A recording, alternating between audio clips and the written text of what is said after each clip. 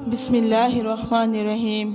सलामती हो बैत अहले अतहार पर, सलामती हो तमाम अम्बिया कराम पर, सलामती हो सहाबा सहाबियात पर, सलामती हो तमाम औलिया कराम पर, सलामती हो तमाम उम्मत मुस्लिमा पर, और सलामती हो आप पर और हम पर। अस्सलामु अलैकुम वरहमतुल्लाहि वबरकातुहू। आप लोगों का बहुत शुक्रिया, आप लोगों ने हमारी वीडियो के लिए वक़्त निकाला। आप जब भी इस वीडियो को देखेंगे आपको बहुत फ़ायदा हासिल होगा।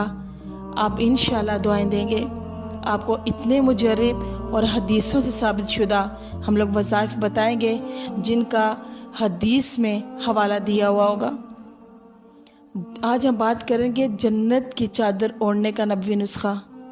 कितना प्यारा मौजू है, दिल करता है ना जन्नत की चादर ओढ़ने का।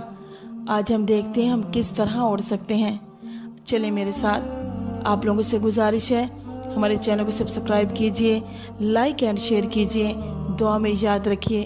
जब आप हमारे चैनल को सब्सक्राइब करते हैं हमें बहुत ज़्यादा खुशी होती है और हम आपके लिए बहुत ज़्यादा दुआगो रहते हैं। और हमारी मदद कीजिए ताकि हम लोगों में अपनी बात फैलाएं और हमारी जमात बड़ी से बड़ी बनती जाए, जो हम दीन की बात सुने, समझें और सिखाएं। आमीन सुम आमीन। जन्नत की चादर ओढ़ने का नबवी नुस्खा।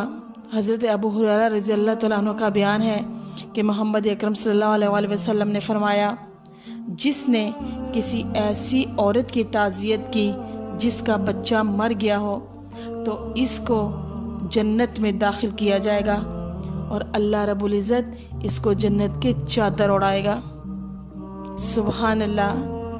एक ऐसी माँ की जाके ताज़ियत करना जिसका बच्चा इस दुनिया से चला गया है और वो परेशान हाल है, तो देखें कि उसकी ताज़ियत करने वाले का कितना अजर है और फिर उस माँ का कितना अजर होगा।